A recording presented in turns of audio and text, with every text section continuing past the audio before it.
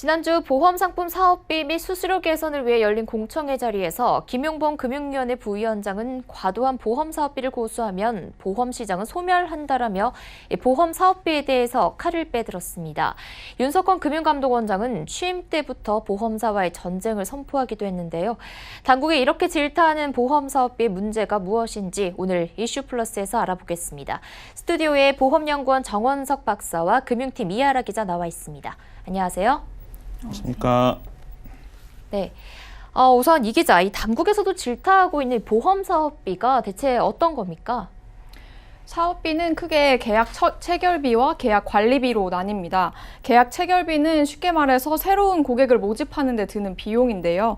보험 설계사 수당과 또 GA라고 하죠. 법인 보험 대리점에 지급하는 돈입니다. 계약 관리비는 보험사가 사업을 운영하는 데 드는 비용입니다. 인건비와 교육비 그리고 임대료 등으로 쓰입니다. 네, 보험 사업비에 대해서 들어봤는데 이 보험 사업비가 문제가 되고 있는 이유가 무엇입니까? 보험 시장은 다른 금융권에 비해서 정보 비대칭이 큽니다. 소비자는 보험 상품에 대해 자세히 알지 못하는 반면에 판매자인 금융사에게는 많은 정보가 있습니다. 구조도 복잡하고 세부적인 내용을 소비자들이 알기가 어렵기도 하죠. 보험료는 매달 내고 있는데 그 보험료가 매달 어떤 구조 속에서 쓰이고 만약에 사고가 났을 경우에 보험금을 어떻게 받을 수 있는지 소비자들이 파악하기가 쉽지 않은 게 사실입니다. 보험 사업비에 대해서 자세한 정보를 소비자들은 모르는데 판매자들은 다 알고 있는 거죠. 이렇다 보니 보험사들은 소비자들이 매달 내고 있는 보험료를 사업비 명목으로 많이 챙기려고 하고 정작 보험 상품의 존재 목적인 고객 위험 보장이 잘 안 된다는 게 문제점으로 많이 지적되고 있습니다. 네, 그럼 이번엔 정원석 박사님에게 여쭤보겠습니다. 박사님, 보험료의 구성이 어떻게 됩니까? 예, 보험료는 기본적으로 위험 보장을 위한 위험보험료와 그리고 적립금 적립을 위한 저축보험료, 그리고 보험사의 인건비 또 판매 모집 수수료 등을 충당하기 위한 부가보험료 혹은 사업비로 구성이 됩니다.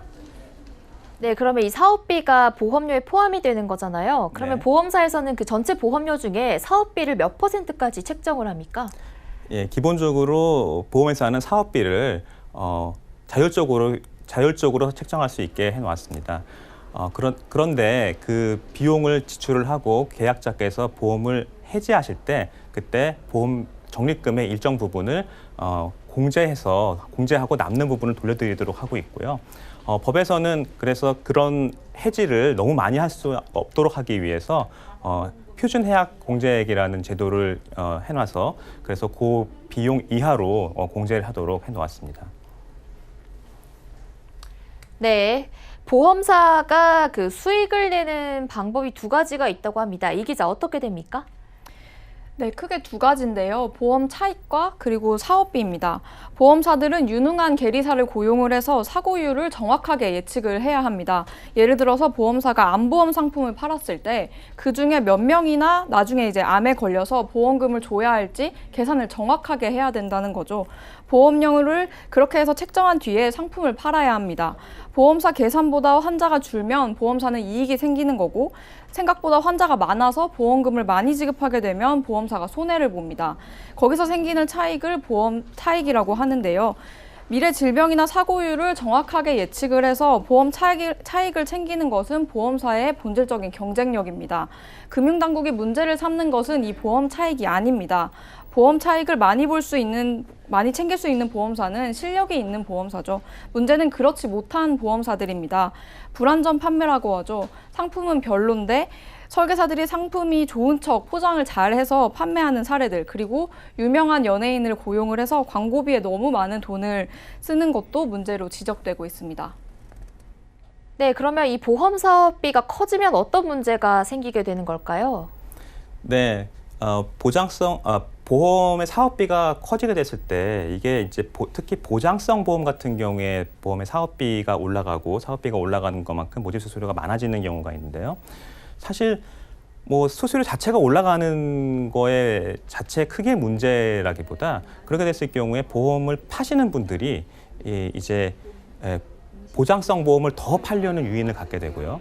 그렇게 됐을 때 저축성 보험이 필요하신 분께 뭐 비슷한 보장성 보험을 더 권한다던가 하는 문제가 발생할 수 있습니다. 뭐 예를 들면 얼마 전에 연금이 필요하신 분들께 종신연금을 가입을 권유를 해서 이 종신보험이 나중에 연금처럼 될 수 있습니다. 그래서 종신보험을 연금처럼 팔아서 문제가 됐었던 적이 있는데요.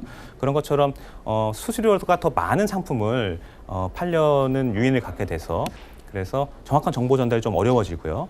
그렇게 됐을 때 가입자의 만족도도 떨어지게 되고 그것은 결국 또 보험업계의 신뢰도 저하로 이어져서 설계사와 보험사도 또 피해를 받게 되는 그런 상황이 될 수 있습니다. 네, 그렇다면 이 보험 사업비 문제가 왜 아직까지 개선이 되지 못하고 있는 걸까요? 네, 뭐 만약에 A 회사가 손해를 감수하고라도 이제 점유율 확대를 위해서 모집 수수료를 과도하게 지급을 하게 되면 라이벌 업체인 뭐 B 회사 혹은 C 회사가 가만히 있다가는 더 큰 손해를 보게 됩니다. 그러니까 어떻게 보면 피해를 최소화하기 위해서 또 같이 많은 수수료를 지급하면서 이제 같이 경쟁을 하게 되는 거죠. 그렇게 이런 상황이 벌어지는 것을 뭐 경제학에서는 이제 죄수의 딜레마 이렇게 얘기를 하고 있는데요.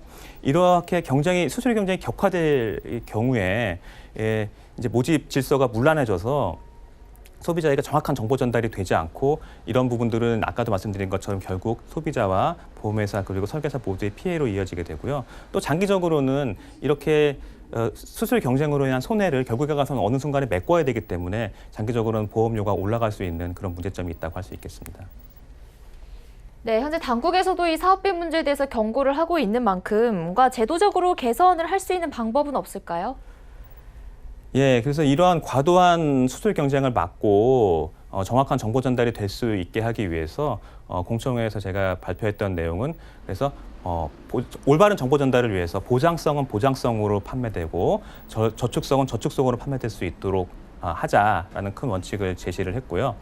그래서 여태까지는 보장성 보험에 섞여 있는 저축성 보험료에 대한 해약 환급금을 줄여서 그래서 보장성 보험을 저축성처럼 팔게 하고자 하는 유인을 줄이도록 하자라는 제안을 드렸었고요. 그리고 수수료 경쟁이 너무 심화되는 것을 막게 하기 위해서 적어도 첫 해 모집한 수수료는 계약자가 낸 첫 1년 동안 낸 보험료보다는 적게 하자. 그리고 장기적으로는 보험 계약자에게 서비스를 제공을 강화하기 위해서 수수료를 지금은 한 1년에 한 90%까지도 주고 있는데 전체 수수료의 수준은 그대로 두더라도 한 2년, 3년 동안 나눠서 좀 분급을 하자라는 말씀을 드렸습니다. 네, 이 보험 사업비 논란에 대해서 정원석 보험연구원 연구위원과 이하라 기자 모시고 말씀 나눠봤습니다. 감사합니다.